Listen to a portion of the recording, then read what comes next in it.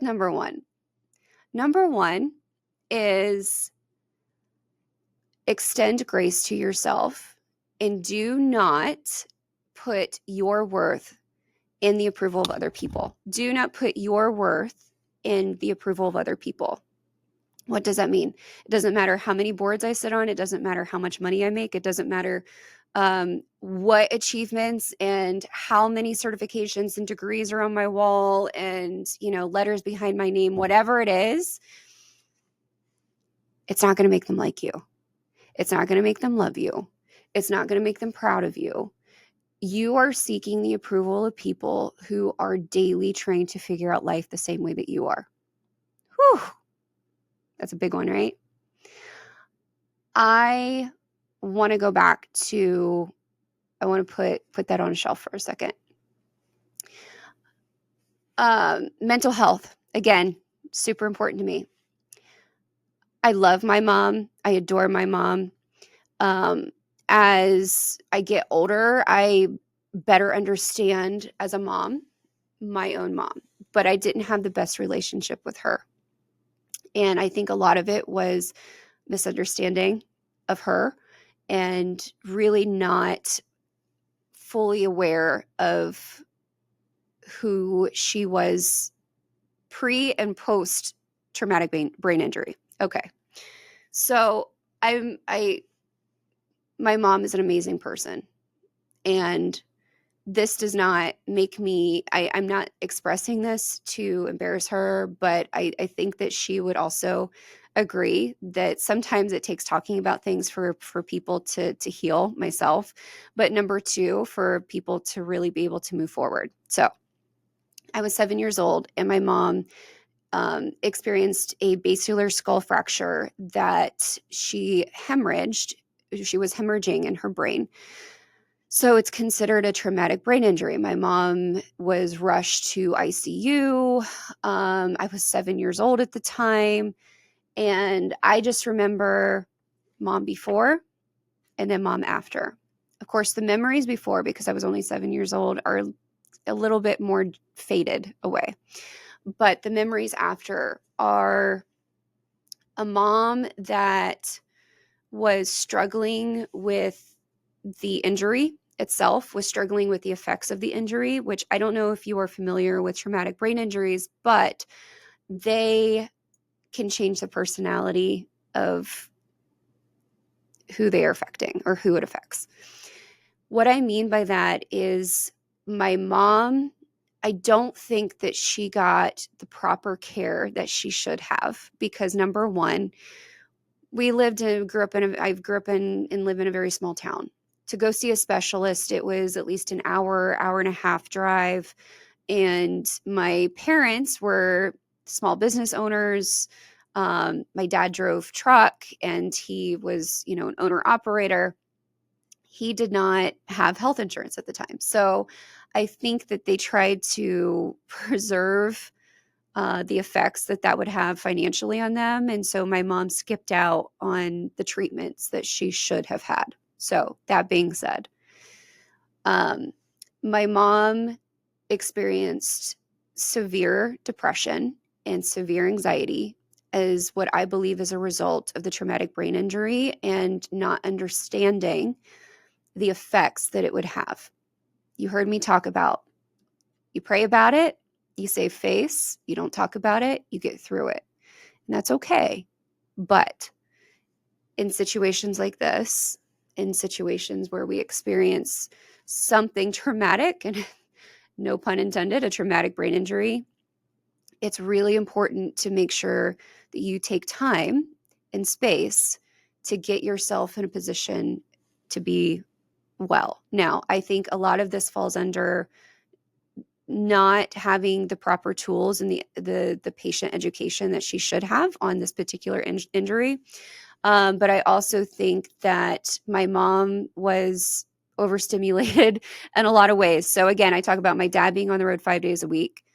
My sister and I were little. My sister's 4 years, 364 days older than me. But she was basically a single mom 5 days a week. So just imagine going through this serious injury. You're in the hospital for like a month. You get out. Your husband has to work because, again, you're small business owners, and they try and just go back into life as soon as possible. My mom experienced, and again, the things that happened are between me and my mom and God, and I'm not going to say them here, but it made me not understanding what was happening to my mother. And I was, again, very young. I just saw her as someone that I wanted to distance myself from. So when my father passed away, and it was actually not, I started doing a lot of research. It was after I had my daughter. And like everybody, when you have your first child, there's a lot that you reconcile because you're like, oh man, I wish, my parents did this really well, or they could have done better here. I feel like everybody kind of goes through that. So I was reconciling as a mom, as a first time mom. And there was things that I felt that should have been different. When my dad passed away, again, I love my mom, but I felt like I lost my only parent. And again, my mom had amazing moments. She was a great mom. She tried very, very hard, but she was only able to meet me where she could. Okay. And so again, I go back to lack of education on her injury. We also found out my mom later on has MS. She has multiple sclerosis, which also can affect a lot in your brain, right? I think this created a perfect storm for her. She also, when she was experiencing depression and anxiety, she did take it upon herself. She went to her primary care doctor, but she didn't tell her doctor that she had this severe basilar skull fracture. She hemorrhaged in her brain. She had a traumatic brain injury. Her brain swelled. Like she almost died. She was prescribed an antidepressant that when I researched in my 20s, she should have never gotten. And again, I'm going back to a lack of patient education. So what she was going through was heightened about 100 times. And there was things that happened that I feel shouldn't have. And if my mom could change it, I know she would. I know she would. But it really had an effect on me and our relationship. So, number 2, right? What advice would I give myself? Give mom grace. It's not you. My little self. Mom was really struggling. Oh, sorry guys, the waterworks. I knew it. I was trying so hard. Extend mom grace.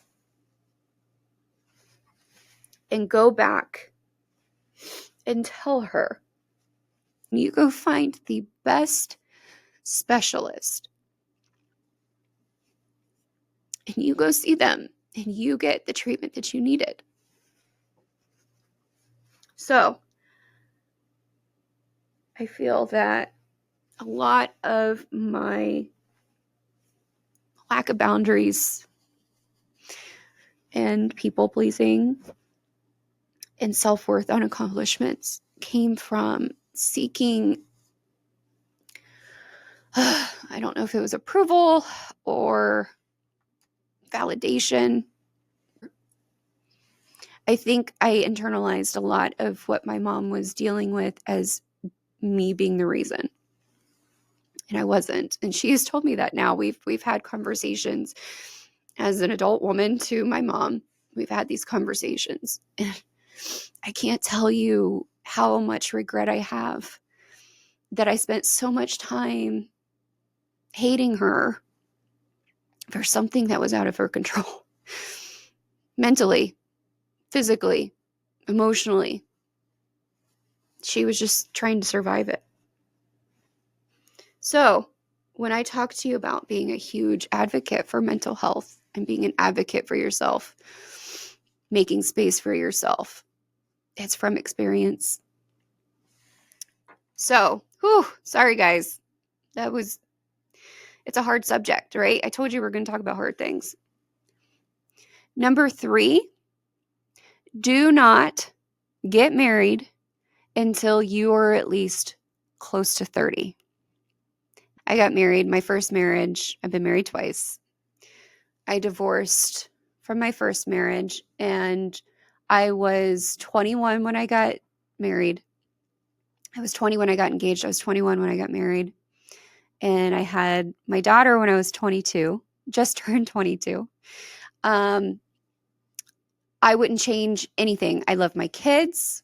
If I could have the same kids and have everything about them be exactly the same, but have me be an older version of a mom that was wiser, was better equipped, was maybe more mature, my frontal lobe was fully developed, I probably would definitely have done that differently.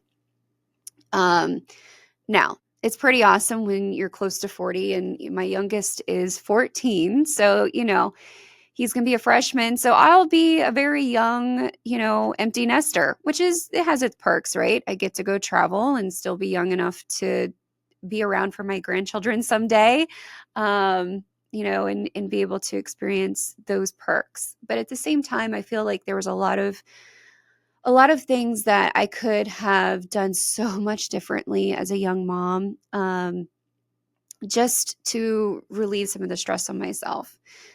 I also probably would have waited definitely to get married, just to be more mature and make sure that the decisions that I was making were the best decisions for both of us, right? So my ex-husband and I were still great friends. I couldn't ask for a better father, but we divorced for a reason, and we're going to leave that at that. I recently got remarried a couple of years ago, and he is an amazing person as well. I probably would, okay,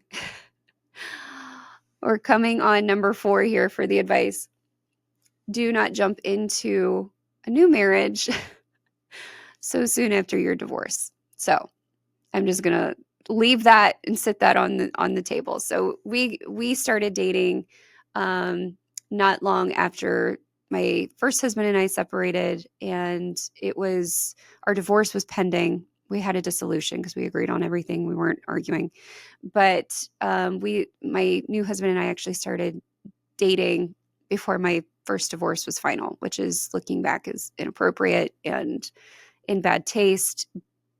But at the time, my first marriage I knew had been over for a very long time. And we had gone through the motions of separation a couple of different times. And I probably hung on to that longer than I should have. And so, that being number 5, let go of what no longer serves you. Stop. And I feel like I'm throwing out memes here, but stop watering dead plants.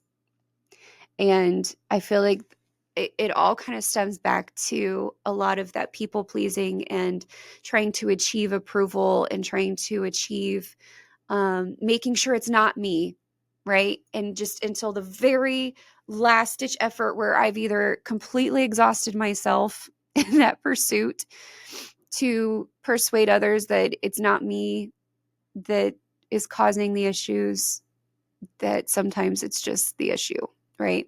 And again, I'm not being a victim to any of that. I'm fully aware that I've caused a lot of my own storms, which, oh my gosh, I'd be here all night if I wanted to continue to give myself this advice. But that's my top 5. So if I could go back and talk to that little crooked bang girl age appropriately, I would tell her to hug mom and talk to grandma more about what was happening at home.